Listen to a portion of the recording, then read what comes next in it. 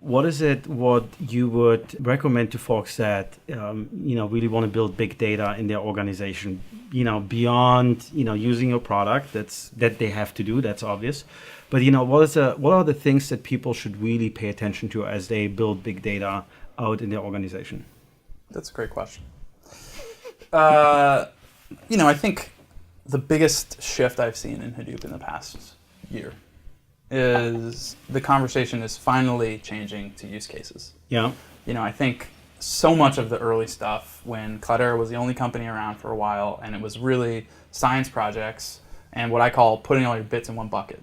That was the win. Yeah. Right? The win in Hadoop 3 years ago was, can we break down the silos and get all the bits in one bucket? Yeah. The problem with that is... dumping. What's the problem with that? Yeah. You don't get anything out of that, right? All you've done is solve the technical feasibility problem, and you haven't actually gotten value out of it. Yeah. And so the conversation is totally switched now, I think. And it's really, how are we going to derive business value? Mm-hmm. What's the use case? Yeah. Right? And, it's one of our tenets. It's like the big data ecosystem and selling here, it's a POC game. Yeah. I'm sure you guys do tons of POCs.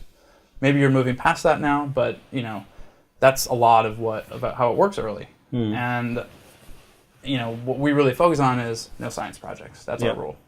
We don't do science projects, right? That's really Let's smart. come up with a use case that has a path to production, something that is meaningful to your business, something that you'll actually use, something that's definable.